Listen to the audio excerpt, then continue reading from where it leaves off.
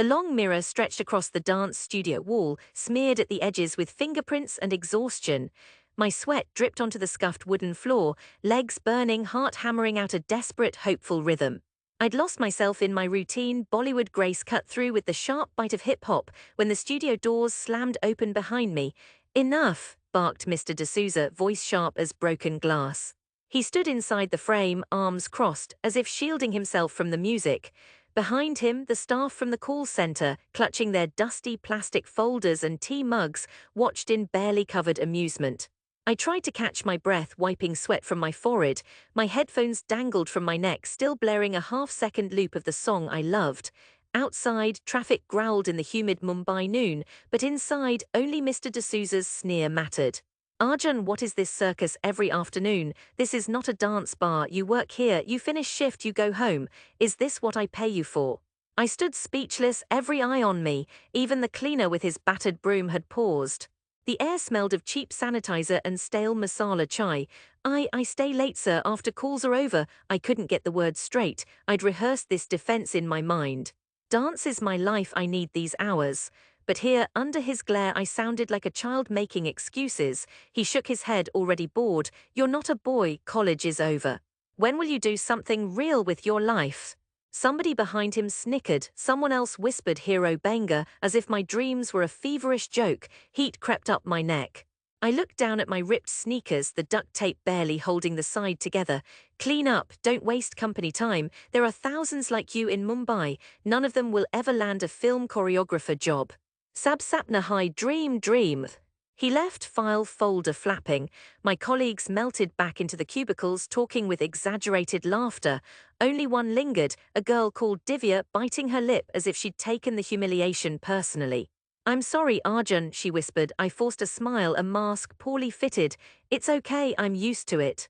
She hesitated, then left. Only the mirror and the soaked wood remained. My body wanted to dance again, to shake off the shame, but my spirit already sagged. Why did I keep trying? Why, every day, did I stay late in this fluorescent graveyard to chase a dream everybody mocked as idiocy? I wished for just a moment that I could be one of them, that I could go home, count my salary and find pride in a steady job. But I'd really tried.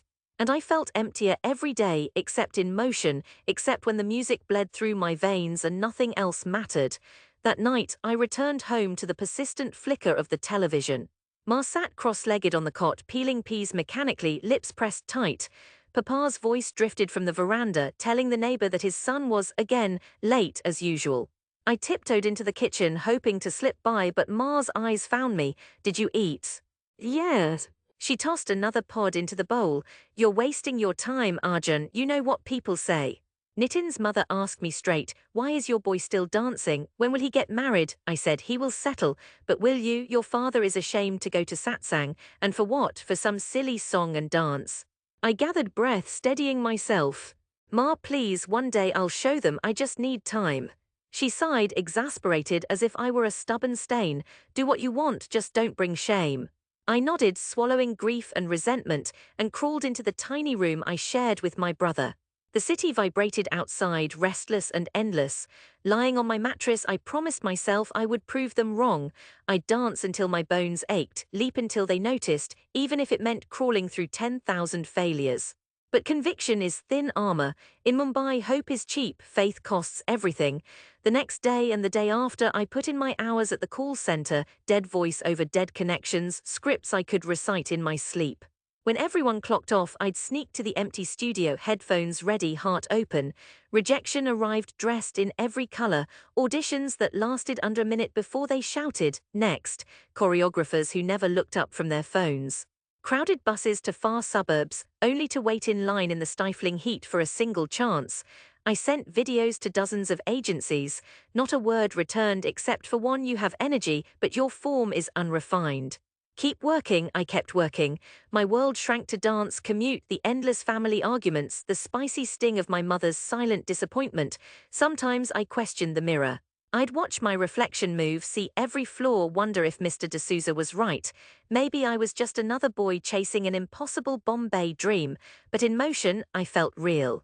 When my limbs lined up to the beat, all pain receded. Nobody could take that clarity, that pure sense of belonging from me. One monsoon afternoon, ankle-taped, I limped home in pouring rain. Papa sat with his back to the door, voice gruff with rage. How many times must I say, Arjun, enough is enough. Next week your charger will introduce you to his office manager. He says there's a government opening for data entry. Secure, pensioned, no more of this natak.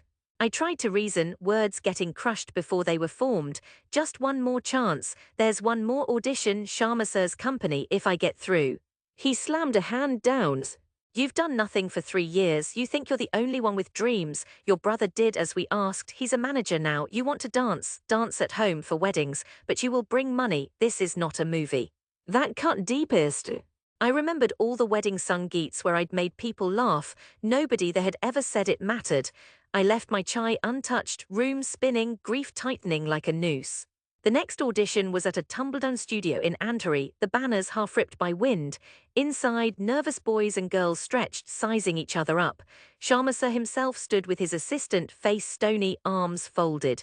We were cattle and the room reeked of nerves. My turn, the speaker crackled, music rushed in. I danced as if my life depended on it because it did. I poured out months of humiliation in every step, body sharp and loose, daring and pleading. Sharma sir watched, unmoved. When I finished, spine bending in exhaustion, he just nodded. Thank you, next.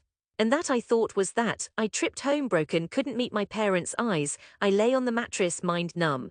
I let the city babble below, hoping rain would drown the memory of my failure. I readied myself to quit, that weak silence. Then one evening my phone buzzed. I almost ignored it, a spam call surely, but curiosity won. Arjun. Sharma sir here. I froze, his voice sounded impatient. Can you come tomorrow? There's a spot in our touring group, it's not lead, but you have something, an energy, you'll need to work harder, bring discipline. Will you do it? Yes, I blurted, tears welling, I'll do anything, sir. Don't waste my time, he said, then ended the call. I stumbled into the hall, told my parents. Pa looked annoyed. Ma just stared, deflating any pride with a single raised eyebrow. It's not a real job, she muttered. Temporary, when that ends, what then? But I didn't care, I had an entry. The days blurred, 6-hour rehearsals, injuries, drenched armpits, the company's tiny guest flat jammed with 8 dancers. The pay barely covered bus fare, and I sent what little I could home. My parents stopped asking and neighbors started murmuring. Still, I trained, bled, counted my failures. We performed across the city, sometimes in airless auditoriums, sometimes for rich weddings where drunk uncles shouted for more item number. But little by little, I earned nods from the senior dancers, a fist bump here, a smile there. The first break came quiet and sudden. The company booked a television commercial, just background choreography, but seen by producers everywhere. Sharma sir spoke to me after a late rehearsal, voice oddly gentle. You're improving, we need a new routine, a fusion, you choreograph it, try it, no promises. I barely slept, the routine forming in my restless mind. I took the crisp lines of Kathak and mixed them with street dance, threading the story of the city's chaos and beauty. We rehearsed, stumbled, tried again. The director loved it. The ad aired Diwali week, new mopeds, bright colors and us dancing down Marine Drive. Suddenly calls started coming, agencies wanted a choreographer for youth shows, reality dance contests called. I started teaching workshops, just a few kids at first, then a class packed so tightly we had to learn routines outdoors. Whenever I walked home past the Panwala, he'd wave and say, TVP Decker, bye, I saw you on TV. My parents still frowned, but their gloom had cracks. Even Ma started saving cuttings from local news. The neighbors who'd laughed at me now asked for free tickets to shows. After 2 years of relentless grind, I scored my first film choreography job, nothing big, a side sequence for a B-level production, but the check had zeros, my name in fine print. I called Pa, hand trembling. Papa. My name's in the credits. A pause, then good, your mother will be happy. He didn't say more, but when I came home that Sunday I saw him rewatching the song, eyes bright. Maybe pride is always silent, more doors opened after that. My choreography became known for its punch, its roots, Mumbai in every beat. Now and then, old colleagues from the call center messaged, asking for tickets, sharing nostalgia for chai breaks and the miserable cubicles. I started my own crew, teaching street kids in spare time. Then came the biggest call, A-lister director, star-anchored film. They wanted a full dance sequence theme, the soul of Mumbai. I accepted, then panicked. Who was I to show Mumbai's soul? I drove myself to collapse trying to find every gesture, every flavor of the city I loved and hated. The shoot stretched over moonlit rooftops, crowded local trains, dusty yards behind chawls. I cast street dancers I'd trained, kids with ragged shoes and lightning feet. We worked for days, sweat, arguments, laughter, that strange clarity of purpose. And then, rap day. Stars posed, director patted my back, and I wandered among cables, suddenly hollow with exhaustion. I remembered the boy in torn sneakers, the call center jeers, the empty pockets, all the nights I'd doubted myself. But when the film released, everything changed. The sequence exploded. People recognized me on the sidewalk. Interview requests, TV appearances, money. I bought Ma a new sari, sent my brother a phone. My parents stopped calling the neighbor's son for computer help and started telling their friends about our Arjun, the choreographer. Still, something felt unfinished. One day, my old call center boss, Mr. D'Souza, left a message. Come by the office, we're doing a motivational event. Maybe you can say something, eh? Some of the staff saw you on TV. You are a little famous, it seems. I laughed, but inside my heart thudded. Did I dare go back? When I arrived, the building looked the same, peeling paint, flickering tube lights, the smell of copy paper and stress. Mr. D'Souza led me in, stiffer now, a little grayer. The conference room was packed. Staff perched on plastic chairs as if something extraordinary might happen, me in a crisp shirt, little different from them. He introduced me in a flat monotone, as if reading an expense report. Some of you know Arjun. Once upon a time he worked here. He became, well, something else. Let's hear. I stepped forward, mouth dry. I looked out, past the sea of mostly indifferent faces. I spotted Divya, older now, still with kind eyes. I spoke. About starting here, about humiliation, about how Mumbai chews up thousands of hopefuls every day. And yet, I continued, I kept dancing, not because I ever believed I was born special. But because, even when I was laughed at, even when my family said it was shameful, I found clarity in movement. Dance doesn't make you a hero, it just teaches you to live with your whole heart. I finished unsure, for a moment silence. Then someone in the back started clapping, a ripple awkward small grew, even Mr. D'Souza nodded, almost smiling. After, as people filed out, Divya waited. My cousin's daughter wants to learn to dance, she said quietly. Would you? I grinned, of course. Before leaving, Mr. D'Souza handed me a damp-smelling envelope. Some of the teams collected for the charity work you do, for the street kids. You know, not all of us are so bad. He didn't look me in the eye, but his voice was softer than all the years before. In the dusk, I walked out of that building, the laughter and echoes trailing behind. Outside, Mumbai's traffic still snarled, relentless, but where once I drowned in its noise, I now flowed within it. I went home, really home, not just to a house. Ma fried extra pakoras and Papa smiled over his tea, quiet pride at last settled in him. In that small flat, laughter returned, even the neighbors noticed.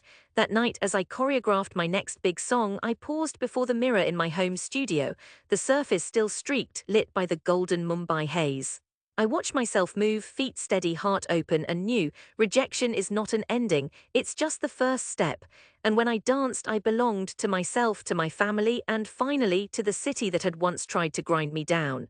I had come back not as a prodigal son, not as a hero, but as the truest version of myself, and at last they could see it.